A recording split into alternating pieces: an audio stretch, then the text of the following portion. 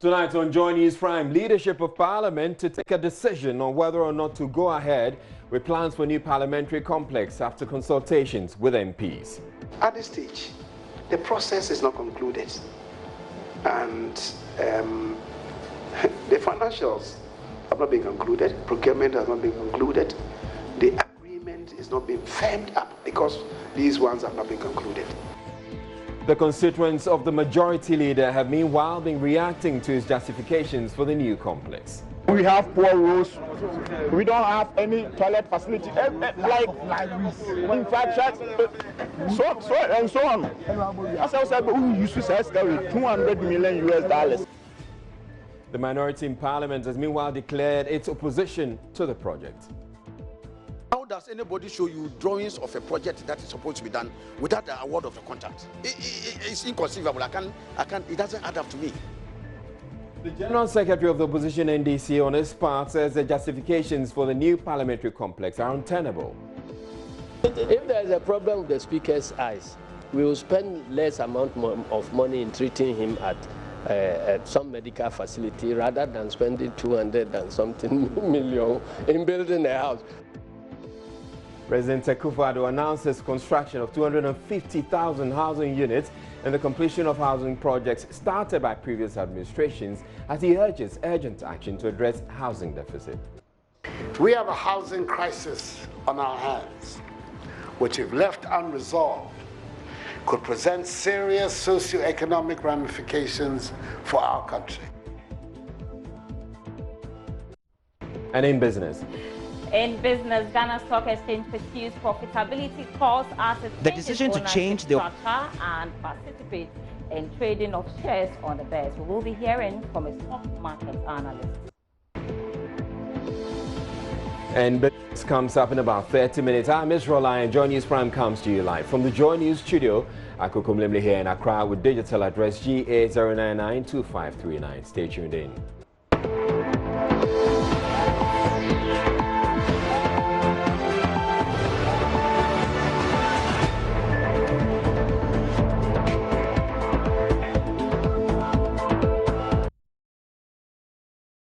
In our first story, the leadership of Parliament has now resolved to refer a decision on the construction of the proposed parliamentary complex to the entire House. The decision comes in the face of mounting opposition to the initiative by members of the public. Majority Leader Osei Chairman Sibonsu, at a news conference on Thursday, initially billed to be addressed by both sides of the House, stated he is unable to say whether Parliament will abandon the plan. At this stage, the process is not concluded. And the financials have not been concluded, procurement has not been concluded, the agreement is not being firmed up because these ones have not been concluded. And if the agreement is firmed up, it must come to Parliament for approval. And that is why, as I said, I thought it was unfortunate what result that happened last week, Thursday. It shouldn't have happened. I queried it. I just went through telling us that the process is far from completion. And because the procurements, the financials, the terms and conditions of any support have not been defined yet. And because of that, we are not in the position, even me, as a member of the board, I'm not in the position to talk from a very informed perspective where we are regarding the financials.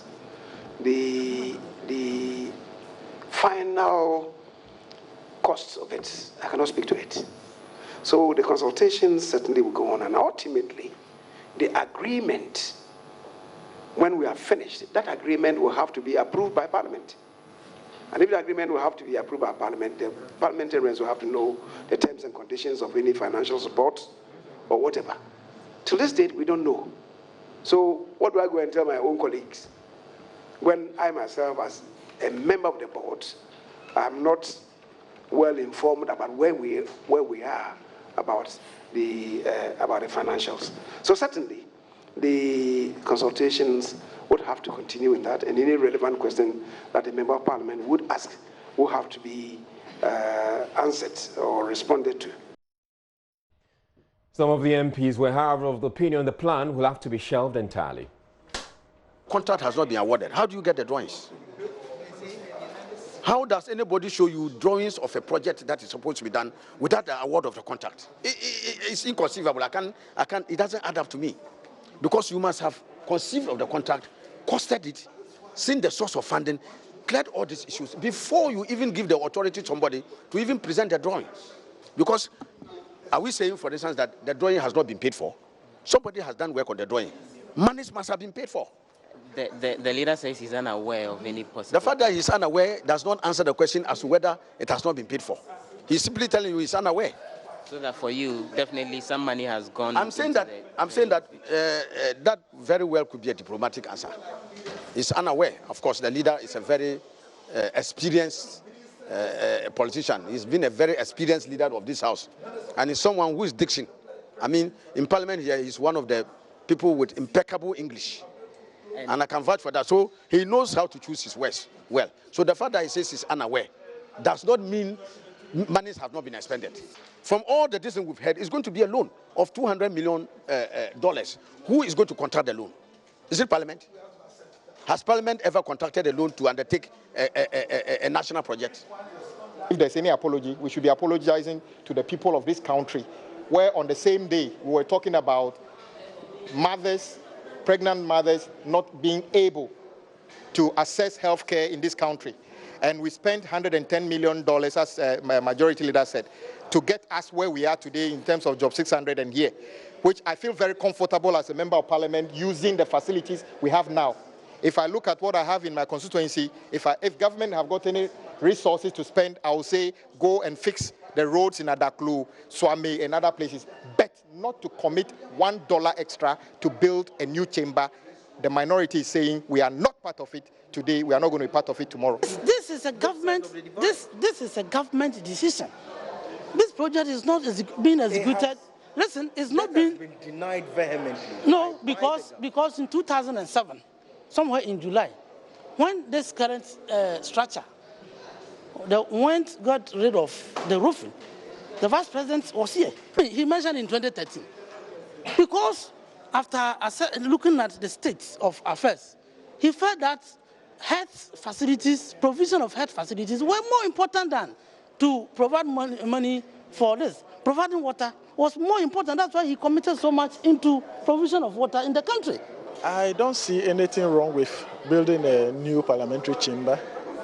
You know, where we are staying now is it's being built by the colonial masters. And then, you know, any society that is not proactive in terms of developmental projects will always suffer retardation. And I will cite an example as the energy sector. We were not so much proactive that Ghana will be expanding, our communities will be expanding, we'll be having more factories, etc. That will depend on the energy. For that matter, we did not invest so much, apart from President Rawlings and then the President Mahama and co. We did not invest so much in the energy sector. And that had made us to suffer those doomsaw in those days. Now, if Ghana is proactive, if we are thinking that probably in the near future, we're going to have more capacity, Ghana is going to be expanded, we're going to have more capacity in the chamber, then it is only good for us to invest in now to ward off those kind of retardation that we may suffer in the future. Now, people in the Swami Magazine Industrial Enclave, meanwhile, want their Member of Parliament, the Majority Leader, to focus on developing infrastructure in the constituency instead of leading the charge for the construction of a new parliamentary chamber. Despite public criticism, leadership of the House, led by the Swami MP, Oseche Mensah Bonsu, has justified the need for the complex, estimated to cost $200 million. Nane Aljima has been interacting with his constituents, and here are some of their sentiments. At the Swami Magazine, and some magazine is part of the Swami constituency, where Honorable Chairman Sabos has been MP for more than 20 years. Today we are talking about the new parliamentary chamber that has been proposed to be built in Ghana, and their Member of Parliament is one of the members of Parliament leading this charge. And I'm here to interact with these men and ask them how they feel about the proposed parliamentary chamber. The roads over here are bad. from the whole Swami, we are having only one hospital. And you can see those around here, they are not working. So if you are using 200 million to build a parliament for people to go and sit, and if I can't remember, the president said that we are going, he's going to build one factory, one district, and next year we're going to vote. And I've not even seen that there is a plan, there is something which is going to happen the next year or before the end of this year. So I'm shocked they are going to. I'm shocked they are going to use that money to go and build a parliament. One district, one factory. I don't know. All right, so this young man here believes that building a parliament chamber, a new parliament chamber, is not important because there are lots of youth out here who do not have jobs, including himself and his colleagues here. They all do not have jobs. Today they are here to work on vehicles, but the vehicles are not coming for them to get jobs to do. So government should rather concentrate on creating more factories, redeeming promises that the Akufo-Addo government made to them to build more factories for them to get jobs, rather than building this new parliamentary chamber. They shouldn't figure our money in building parliaments. No, we don't need that.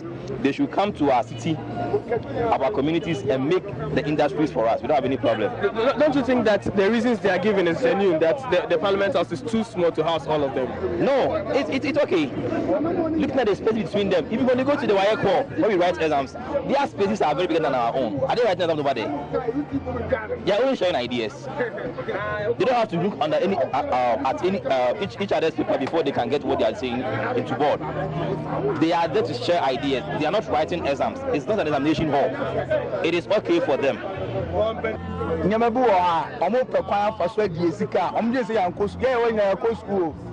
is $200 million? And I call Kosiwe. Who are UK for the UK for the our move, where the Omotiti, what said here, that it way are Yamuti, Mamotito, space by space, no, Montpano, Mopa first ideas, Kenti. So this young man here believes it's another opportunity for members of parliament and politicians to milk the country dry. So therefore they should rather concentrate on providing social amenities. And it's comparing what we have in Ghana to pictures of what we have, what the United Kingdom has. We don't have any social amenities. What do you mean? What don't you have? What do you need? Like, we have poor roads. We don't have any toilet facility. Like infrastructure, so on.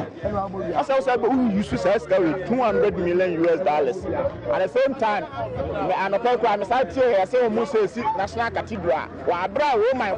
Cathedral now says $250 million. Now, the majority leader, Osechi Mensah-Monsue, the Swami, who is also MP for Swami, has meanwhile urged the public not to personalize the debate. Some people are personalizing it. Mensah-Monsue is defending the project. Again, I mean, we should be truthful and very objective to ourselves. I belong to the board, the service board, unlike many of our colleagues. And because the speaker as a head is not even in the jurisdiction, if something has, there's a fallout from the media interface, I should be in a position to put out relevant information which is occasioning this whole endeavor. And that is what I've tried to do. As a person, I may have my own ideas, but I belong to the collective. That's the body. And so what I do out there is to put out information as to how it's becoming necessary to engage in this exercise. It has nothing to do with me. That is why it's most unfortunate. People are not discussing issues, but they are attacking the personality of Mensah-Monsue. I think that is most uninformed and most unfortunate. If what information I'm putting out there does not meet your standard and you want to interrogate the issue, you can do that. But don't please attack personalities. It doesn't serve any useful purpose. Right, joining me now still on the conversation or the debate about the construction of a new parliamentary complex is Raymond Akwa, who is our fact checker. Now, there has been this conversation about the fact that some budgetary allocation has been made for the construction of this new complex, but Raymond Akwa has been doing some fact checking on that, and he joins me in the studio to explain that. So, Raymond, what do we know about this allocation said to have been made for the construction of this new complex? So specifically, if you go to the detailed budget for Parliament, and this is what they publish, apart from what the Ministry of Finance takes to Parliament, then the Parliament agrees on it, they come and publish it to us that this is the detailed budget. There's a difference between the generalized one. The generalized one will tell you that there's this amount for general goods and services, and also this amount for, how do you call it, salaries and emoluments and all of that. Then the last one will be for capital expenditure, right, and where it's coming from. Now, let's go to the amount. It is true that there's some 72,008,9725 devoted as capital expenditure. All right. That is coming purely from the government of Ghana. Because if you look at the donor section of the budget for Parliament, there's no amount there. In fact, there's some 5,000 devoted for goods and services, like buying toilet rolls, seats, and all the other small things you can do in your office. But the amount for capital expenditure, the 72 million, is what has been devoted there. Let me show you what it's being used for. It stipulates here specifically maintenance, rehabilitation, refurbishment, and upgrade of existing assets. So this is not for the construction of any... There's no mention of a new chamber. Right. There's no reference to a new building that ought to be built in this particular case. In fact, it tells us which assets are going to be maintained, refurbished, and rehabilitated in this particular case. First, the residential buildings. That's specifically bungalows and flats as is being put out there. All right. The amount involved is also specifically by it there. Next one is non-residential buildings, and some 57 million for that. Office buildings. Then it moves on to say transport equipment. That's the amount of money they are looking at it for it. The motor vehicle, other machinery, network, and ICT. So this section encapsulates exactly everything to do with the amount we ought to use, 72 million. The only amount devoted for capital expenditure, which could be used in building something close to a chamber. But specifically, Parliament has not detailed in any way that it was supposed to be used in building a chamber in new form in any way, and the specific details are here: maintenance, rehabilitation, refurbishment, and upgrade of the existing facilities. But of course, these are the existing facilities. But the indication we're also getting is that there could be some funding from outside, some donor funding. Okay, so specifically, if you go to the actual budget that the ministry put out there, when it comes to donor funding, there's no reference to capital expenditure. All right. The only donor funds that are expected for Parliament is just an amount of 5,600 or so. This amount is just going into goods and services, papers, toilet rolls, all the small things you have to do to run Parliament. But there's no capital expenditure devotion that is either to the tune of 70 or any of the other millions that we are considering in this particular case that's been put out there in the budget of Parliament. All right. So we didn't budget for it. All right. Thank you very much, Raymond Akwa, with that update. Now, they're saying with this story, the opposition National Democratic Congress has directed its minority leader, Haruna Idrisu, to immediately retract his endorsement of plans for the controversial construction of the new parliamentary complex.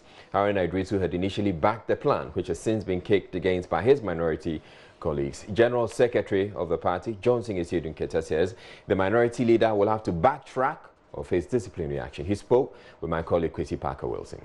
Doesn't make sense, and majority of Ghanaians think it doesn't make sense for us to abandon this parliament complex as it exists now, as something that is not fit for Ghana, and we are mobilizing money to go and put up another structure when we have challenges with accommodation facilities for senior high school, classroom accommodation and residential accommodation for senior high school because of the introduction of the free SHS, which we need to address. There is serious congestion in our second cycle schools. 1/4 of this amount can address that congestion. Why should we go and spend the money on this? Besides that, we are the first batch of the free SHS students will be graduating. They will all have to enter tertiary institutions. Can't this money be applied in expanding facilities in the tertiary institutions to accommodate them. Between that one and spending the money on building parliamentary block, which will benefit the country more. Go and see the health facilities across the country. There are cases where common beds in certain hospitals are not adequate, and for which reason people are dying. Why? Don't we have priorities as a nation? And you are thinking about creating more constituencies.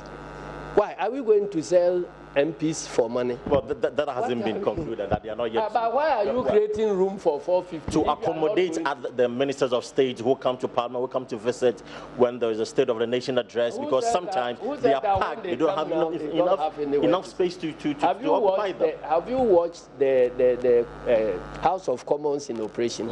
You've seen how they sit. You see, so there is no such justification at all. There's no such justification at all. No. So, Now, Gijono, finally, you said that you've issued a 3-line whip to your members of Parliament.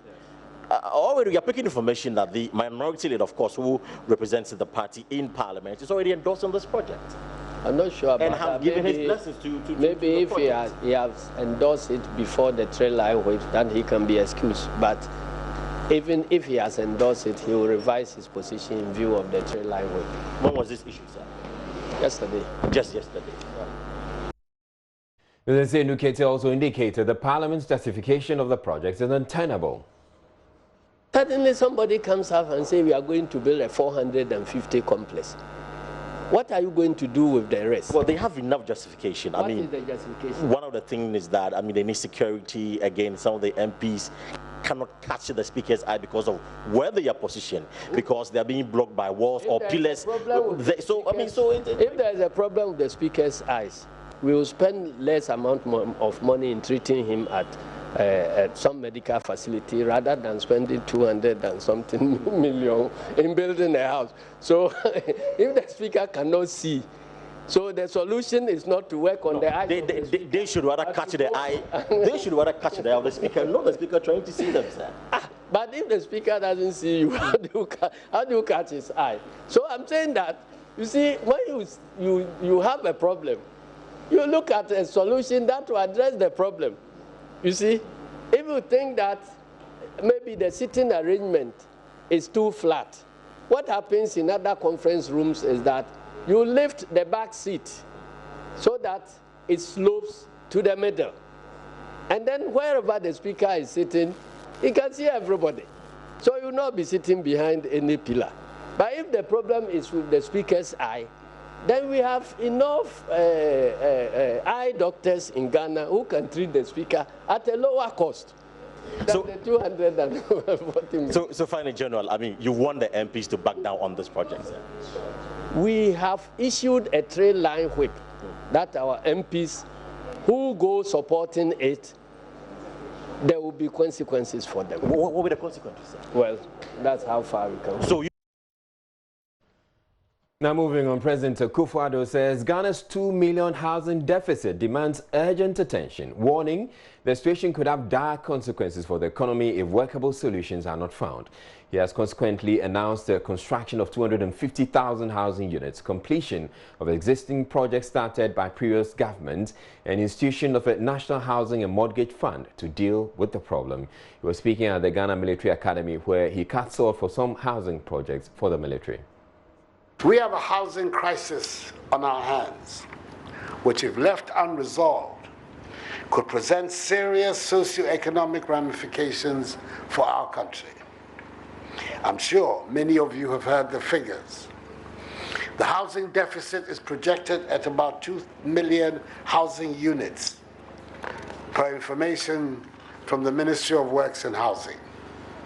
This has been caused largely by our inability over the years to provide decent, affordable housing for our people. Towards addressing the housing deficit confronting the wider population, government is employing an appropriate mix of public policy and public-private investments to deliver quality, affordable social housing and private housing solutions that meets the needs and financial capacity of the ordinary Ghanaian. The construction of 250,000 affordable housing units across the country has begun, in addition to the completion of other affordable housing projects started by previous governments. A National Housing and Mortgage Fund is also in the offing and will leverage private capital investment in the housing industry. Hopefully, these measures will help address effectively our country's 2 million housing deficit. The Ghana Army remodeling projects includes construction of housing units and general modernization of barracks. A $100 million funding has been provided by the Chinese government and is expected to be completed in 3 years. President Akufo-Addo is hopeful the projects will motivate the Army to discharge their duties effectively. Solutions have also been found to tackle the housing needs confronting our security services, including the Ghana Armed Forces. I've been left saddened by the lingering problem of inadequate housing. In this day and age, it is unacceptable that senior military officers are allocated residential accommodation or rooms originally reserved for junior officers, with the latter housed in worse conditions. It's time we change the status quo, provided military personnel with better modern accommodation and station them in their respective barracks. We need all our military personnel within reach of the High Command for rapid deployment in times of emergency. Thus, any attempt by government or private sector not only to expand the existing housing infrastructure for the military and the entire security apparatus, but also for the entire population is welcome and is a step in the right direction.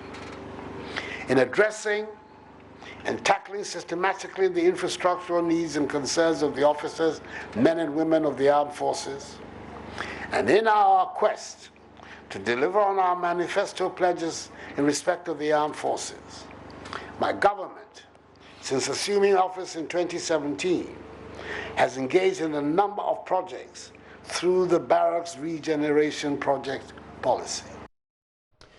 We're taking a break here on Joy News Prime, but still ahead in the bulletin, the death of a pregnant woman is being blamed on the shortage of drugs at the Wulugu Health Center at Walwale in the Northeast region.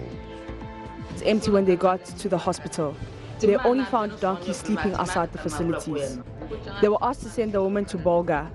On their way to Walewale, she died. And in business, Ghana Stock Exchange pursues profitability calls as it changes ownership structure and participates in trading of shares on the bourse. We will be hearing from a stock market analyst on the new position. So the implication is that once we demutualize, now we'll have shareholders. Now we have to determine who will become the shareholders. The shareholders are going to be likely the current members, plus others that will determine going forward. Stay tuned in, we'll be back in a bit.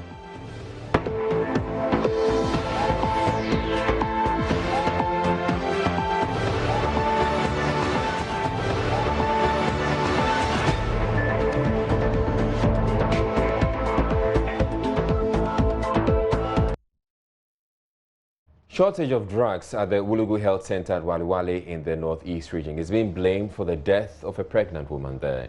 The referral facility, which serves about 11 hard-to-reach villages in the West Mampusi municipality, has been hit by shortage of essential medicines and supplies needed for emergency care for almost a year.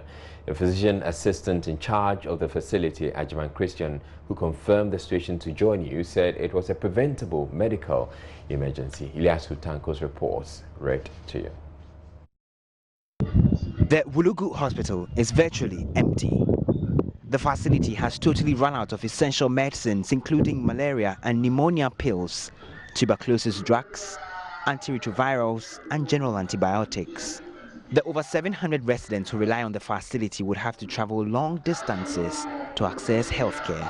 Azuma Shaibu, a pregnant woman, was rushed for emergency care, but the facility had no drugs, so she was referred to the Bolga Regional Hospital.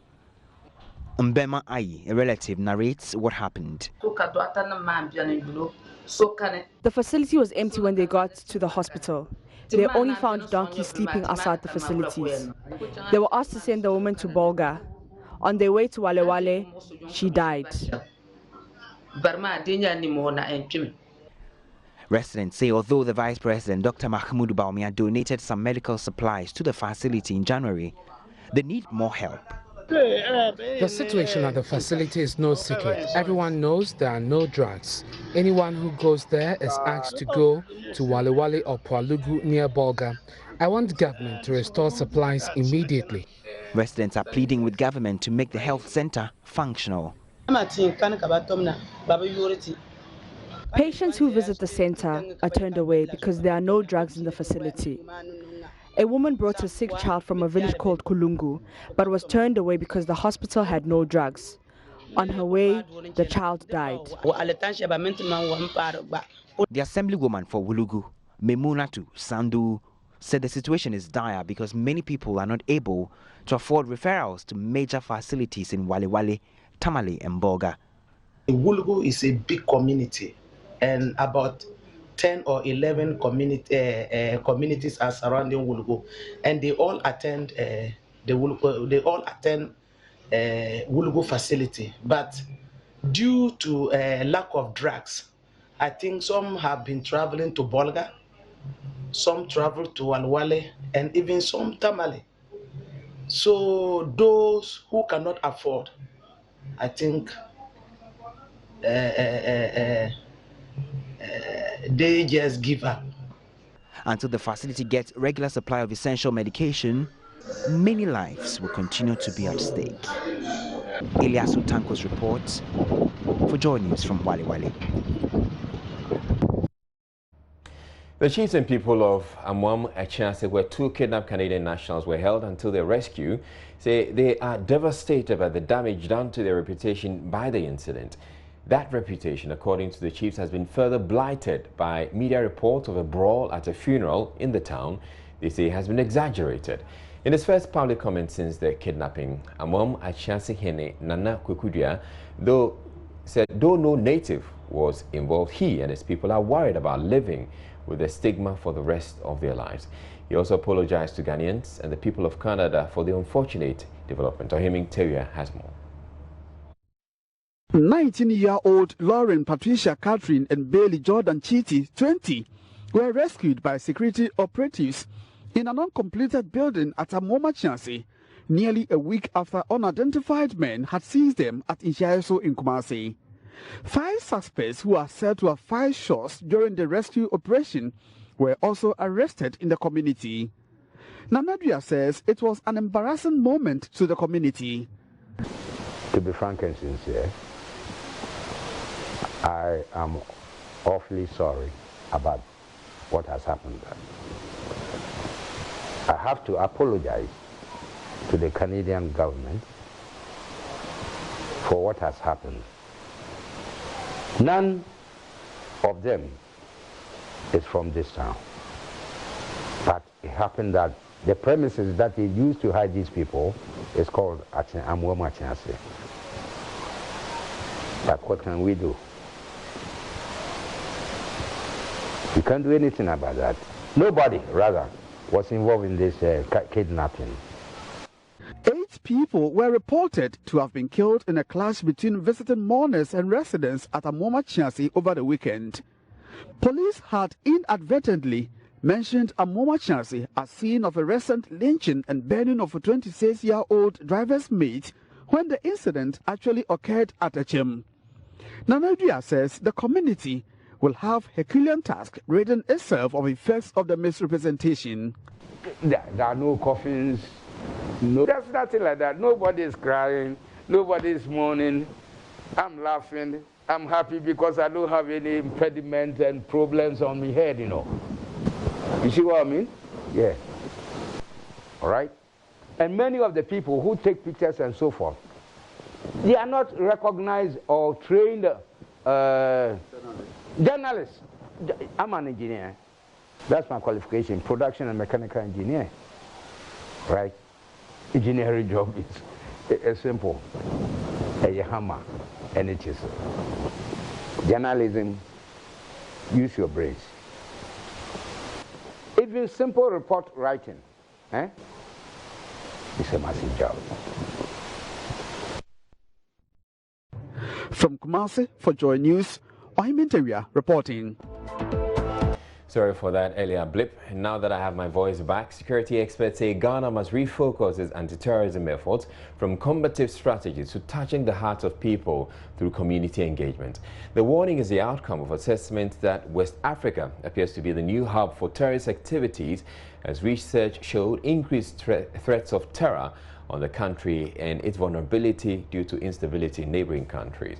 Director of Academic Affairs and Research at the Kofi Annan International Peacekeeping Training Center, Dr. Kwesi Enning, has been leading representatives and researchers from the various security agencies to reflect on the state of security in West Africa. He says inclusion of community and traditional institutions is key in dealing with terrorism. How do we bring in new actors who earlier on would not have been consulted to provide certain levels of information and intelligence so that holistically we can protect ourselves, we can prevent, and then we can degrade. We can't waste time.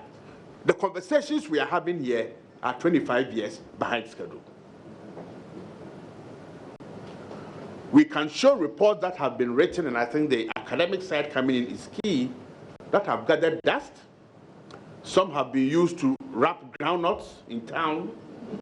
So basically, we just don't have the time to waste anymore. A hybrid approach is the best approach. That's number one. Number two is, how do we create trust amongst multiple actors who earlier on saw themselves as competitors? And it is that competing spirit, which in another sense is actually quite useful, that is now being used against us. Okay? The role of local communities. Yesterday we had a conversation here about how local leaderships and local groups. Look, some of the best intelligence can be gotten from market mummies. They talk to everybody. They travel around this country. They trade. They share information. Okay? Because our chiefly institutions are crucial and the traditional gradually is swallowing the modern, we can't and we mustn't dismiss the role of traditional institutions and traditional leaders. We need a better appreciation of the political economy of violence. There's an everydayness to violence, so that right now in this country it's almost actually impossible to differentiate what is a terrorist attack or a terrorist-induced violence and what is ordinary violence. It's all over us. Okay? A seemingly domestic crisis leads to people being battered to death, shot, stabbed. How do we know they are purely domestic? Do we need to have 10 people killed before we call it terrorist attacks? What about the caliber of the people involved in the attacks and those who are injured? Okay, across this nation, we don't have the statistics. Other speakers, including Executive Director of the West Africa Center for Counter-Terrorism, Dr.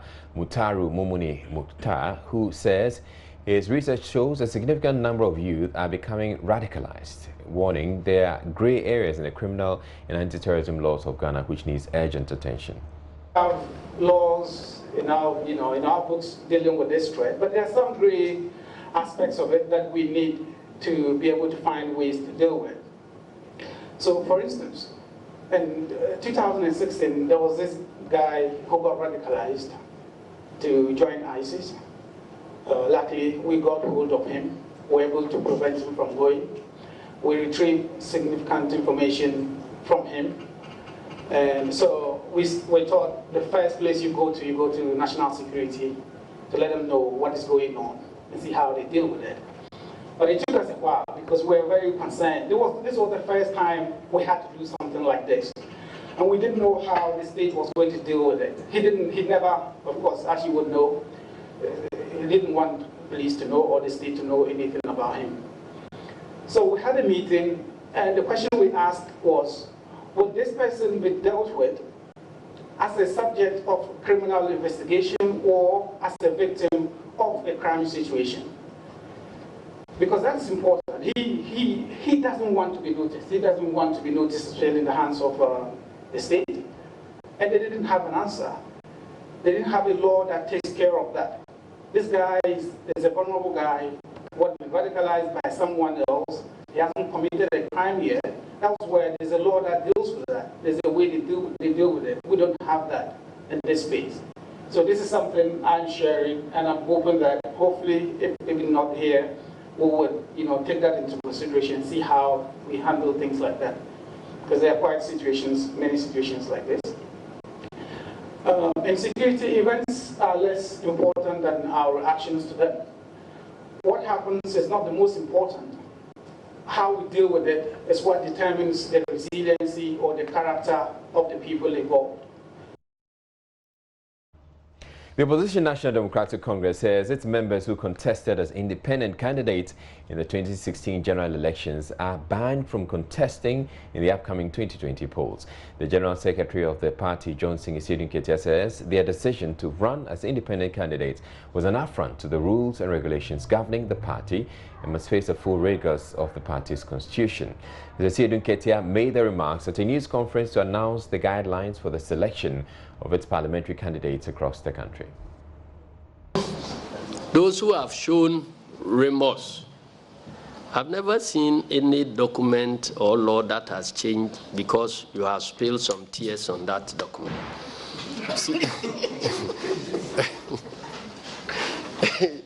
You can show remorse, but the law, you went in with your eyes open. And then, yes, and it is important that we hold onto this principle, because democracy is about winning or losing and accepting the decision of the people.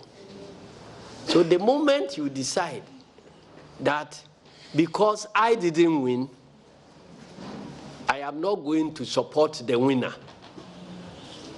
it means that the reverse, if that conduct is not punished, then the reverse will apply. Anytime if we allow you to go now and you happen to win the primaries, would the party now be in a position to compel those you defeated to now support you because you are a superhuman being? So that is it. So if you are interested in the game, you go and play by the rules. Headmaster of Presec Legon, David Ojija, says his school will win the National Science and Maths quiz for a record 6th time. Speaking to Joy News, of the 5-time winners beat Pope John and St. John's School to qualify to the semi-finals of the ongoing competition, he stated they want to send a strong signal the school's academic prowess can't be challenged by any second-cycle institution in Ghana. Yes, I'm Agashi Auditorium. Presec Legon just won their contest. They just proved their mettle as 5-time winners of the National Science and Maths quiz. In fact, they won it back-to-back in the year 2008 and in 2009. And then they say they are winning it this year, 2019. I have here with me the headmaster himself and then the school chaplain. I want to speak to them, find out from them what this excitement means, this win actually means to them. So you're welcome to join us. Thank you very much. You were inside. Yeah. The first round, the second round, it didn't really look too good for Presec. What was it like for you, especially when you told us that you're winning the 2019 competition and your boys, first round, second round, and it wasn't going too well? No, you know, every game there are strategies. Okay. Yeah, so we have 5 rounds to go, and we know what we have put in place to win the game. So that was not our problem at all. We knew we were going to win, and we have won. And we are sending strong signal that this year is our year. We are winning the trophy no matter what. We are winning the trophy. Presec is winning 2019. To the chaplain, I want to find out, what will an NSMQ trophy mean to Presec Legon, knowing that you've won it already for 5 times? It means a lot because so far we have won 5 times. And we want to send a signal that our supremacy cannot be challenged in Ghana. That is what the signal we are sending. We have the supremacy over academic work in Ghana. That is all. The school's chaplain, Reverend Erasmus Mensalaye, says with prayers and preparation for the 2019 competition, they will emerge winners. What was the feeling like you were inside? Were you supporting them with prayers or anything? Yes, we were praying. And we know our boys. We are prayed and we are prepared. So we know what is going to happen. The initial 2 rounds was, but we came out leading the other group, so we were comfortable. And we decided to extend the lead in the subsequent rounds. So should we expect more prayers as you progress? We are praying, and you see, this year we have 2 contests left. Okay. The final one at the National Theatre. When we win, come and interview us. That's it. I am Israelite. Thank you very much for watching. Have a good night.